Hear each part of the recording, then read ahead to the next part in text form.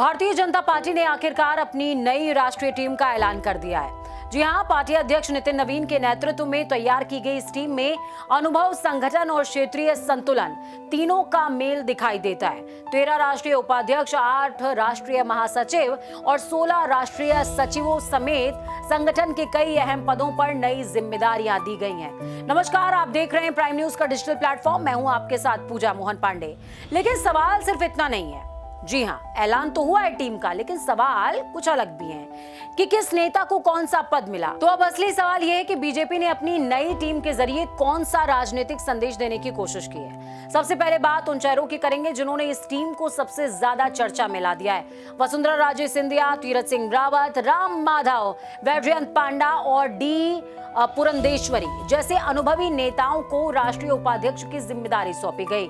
यानी पार्टी ने अपने पुराने और प्रभावशाली चेहरों को संगठन के सेंटर में बनाए रखा है, केंद्र में बनाए रखा है। और ये एक बहुत बड़ी खबर है संगठन को मजबूत करने के लिहाज से। इसमें वसुंधरा राजे का नाम खासतौर पर महत्वपूर्ण है। राजस्थान की राजनीति में लंबा अनुभव रखने वाली वसुंधरा राजे को राष्ट्रीय संगठन में जगह देकर बीजेपी ने साफ किया कि राज्यों में प्रभाव रखने वाले वरिष्ठ नेताओं की भूमिका खत्म नहीं हुई है। दूसरी तरफ राम माधव की वापसी भी बड़ा संकेत मानी जा रही है।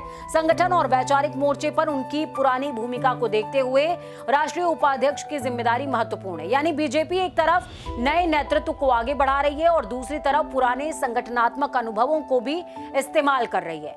अब बताते हैं आपको सबसे चर्चित नाम। जी हां, और वो नाम है स्मृति ईरानी का। 2024 के लोकसभा चुनाव में अमेठी से हार के बाद उनकी सक्रिय राष्ट्रीय भूमिका को लेकर लगातार सवाल उठते रहे। लंबा इंतजार था, लेकिन इंतजार या यूं कहें कि वनवास खत्म हुआ है स्मृति ईरानी का। इसके बाद विनोद तावड़े को भी राष्ट्रीय महासचिव की जिम्मेदारी दी गई है।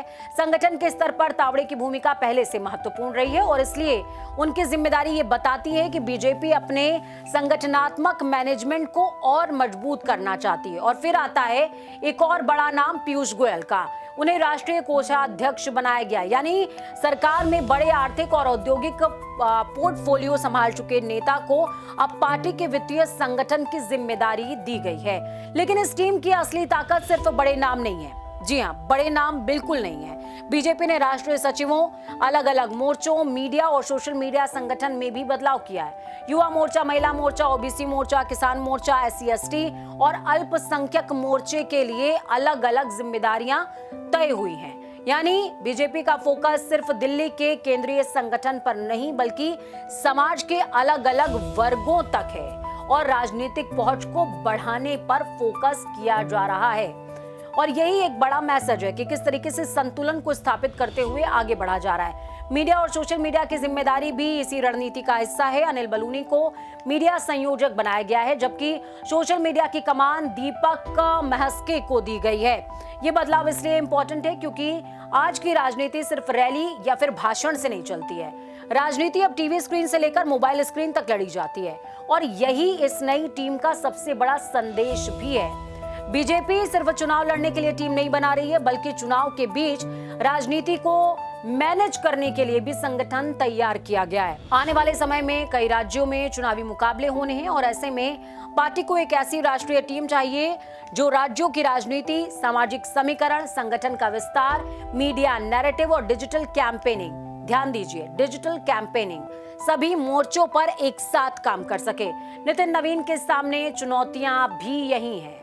उनकी उम्र अपेक्षाकृत कम है, लेकिन जिम्मेदारी देश की सबसे बड़ी राजनीतिक पार्टी के संगठन की। इसलिए उनकी नई टीम में अनुभव और युवा ऊर्जा का संतुलन सबसे ज्यादा इंपॉर्टेंट पॉइंट है जिस पर आपका फोकस होना चाहिए। एक तरफ वसुंधरा राजे, तीरथ सिंह रावत जैसे अनुभवी चेहरे, दूसरी तरफ नई पीढ़ी और अलग अलग सामाजिक समूहों से आने वाले नेताओं को जिम्मेदारियां।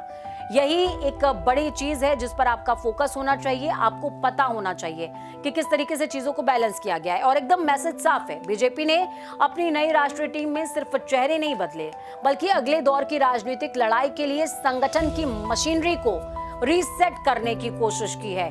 अब देखना होगा कि ये नई टीम कागज पर कितनी मजबूत है और जमीन पर कितनी असरदार साबित होती है।